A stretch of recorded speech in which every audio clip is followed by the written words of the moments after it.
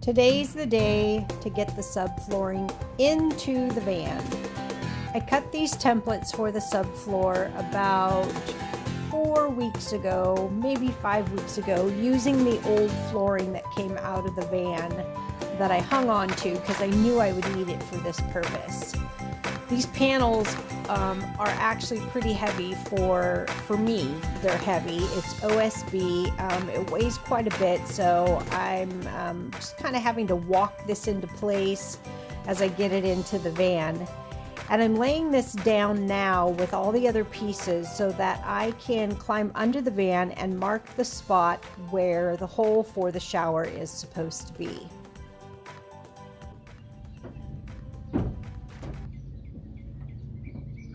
So I forgot to mark these up when I had them in the van the last time, so it was like putting a puzzle together, trying to figure out which way they went, which side, and then which piece went where. But I finally got it figured out. I'm going to label them right now, which hopefully I'll still be able to see it through it when I put the water barrier on it. But we'll see. I figured it out once. I guess I can figure it out again.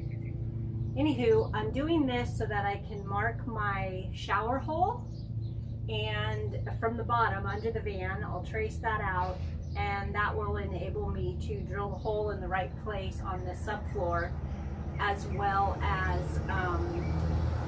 trace out that after that's done, I can trace out the pattern of the framing for the shower pan and have that in place. So that's what we're gonna do.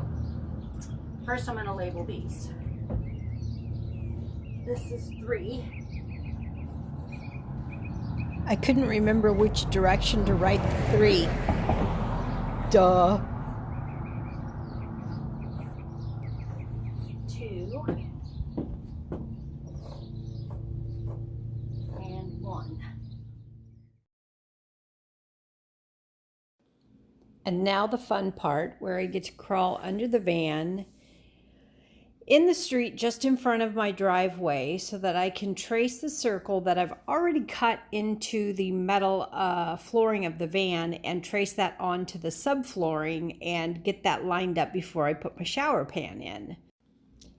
It looks like I had just enough room to squeeze in and get this taken care of so I could slide back out.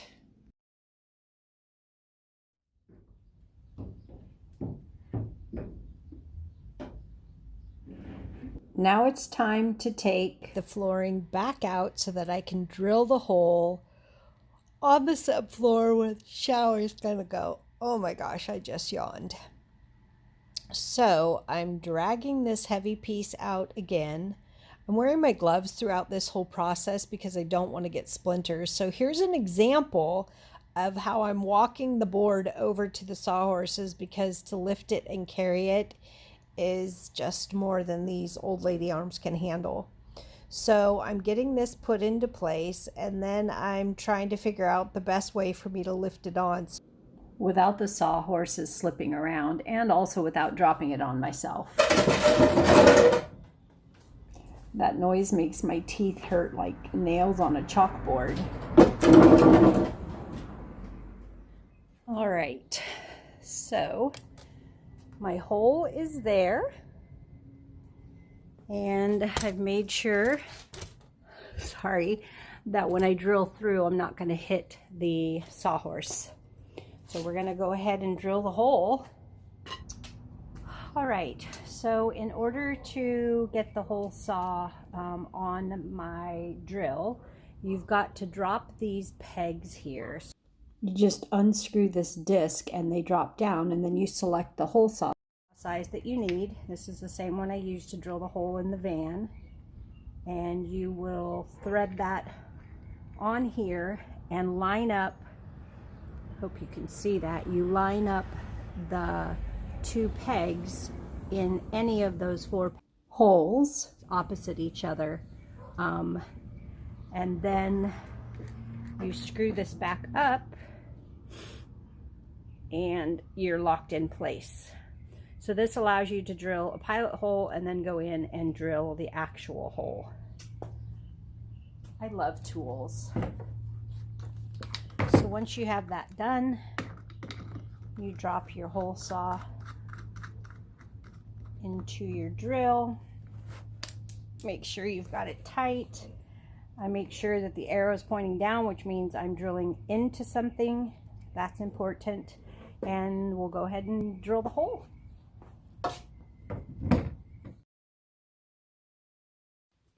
So right here, I decided it might be a good idea to go ahead and crisscross the circle to find the center, so I'd know where my pilot hole should start. So I just grabbed this square and I mean, technically that's a triangle, right? But I don't know what it's called anyways. I grabbed this thing so I could do that. And then I'm going to go ahead and get started on the hole.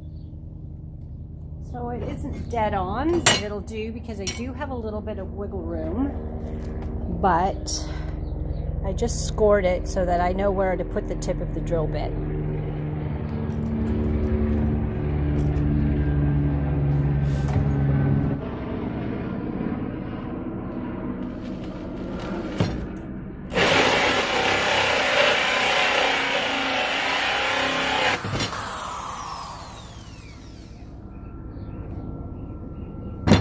Done is done. And once again, I am dragging this piece of subflooring back into the van. I've lost track of how many times.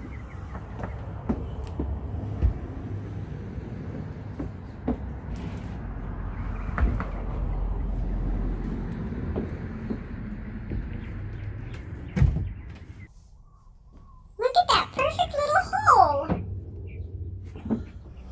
All right, I don't know if you can see this or not because of the shadows and everything, but the hole to the van is here. The hole for the flooring is here.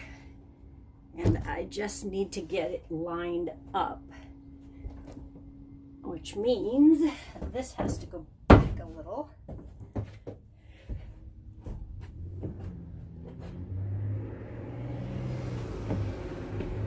That is just about perfect. I think we are good. I need to spin it a little bit this way to be a bit more even. All right, that is perfect. So I want to keep this in place, and I'm going to bring, well, I'll show you what I'm going to do. Hold tight. All right, so this is my shower pan, and it has this foam on the bottom, and it slopes towards the drain.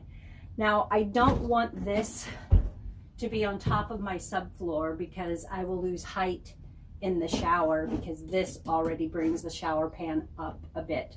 So I want to cut out the dimensions of this frame out of the subfloor, so there'll be no insulation under the shower except for this foam, which I'm okay with. I'm more interested in having the good headspace. So Brett and I, thank you Brett for knowing so much about woodworking, we built this frame, mostly him, so that this would sit in it and the ledge would just sit on top. This isn't supporting any weight of the shower. It's just to frame the shower out and then give me something to attach the shower walls to at the floor. And then I'll also have blocking up at the top to hold that. So because this is curved here, we had to use a router and router the edges, not the front edge, but the back and the two sides, so that this would sit inside of it easily. So now what I need to do is I need to set this down with the shower pan in it, and this is like a perfect fit. And I need to line up the hole with this as well. And then I will trace the frame. It's all perfect. Then I will trace the frame, but I want to make sure that I don't have this turned this way or this way. So I'm going to be measuring to make sure that I'm even off of the back framing here, and I can tell already that I'm a little cattywampus.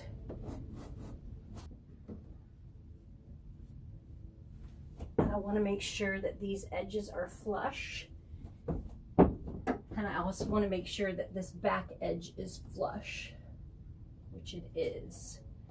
So now, let me grab my tape measure. Excuse my head. Now I'm going to measure here, and we are at 3 and I can't see it from this angle.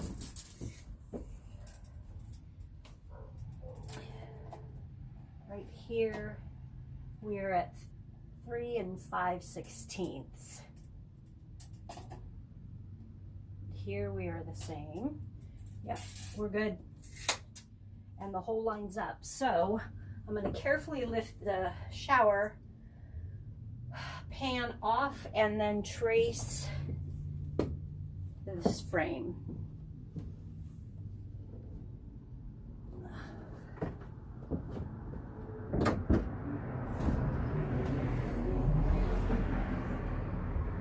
I'm going to be tracing the outside edge. I'm going to take a minute here just to ask you to subscribe to my YouTube channel. You can just go down in the description and tap on the little subscribe little notification there that's in red. And then also, if you hit the notification bell, you will get a little update of when I've uploaded a new video.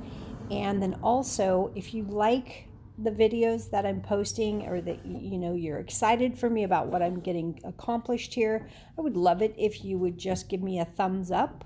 It just lets me know that you guys are enjoying what I've got, what I'm showing you, and that would be super awesome. Thanks. I'm sorry about the plumber's crack.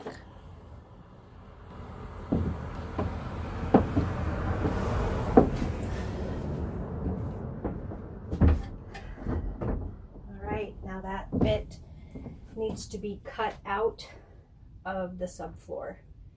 Once I get that done, I'm going to use this as a template to cut my insulation.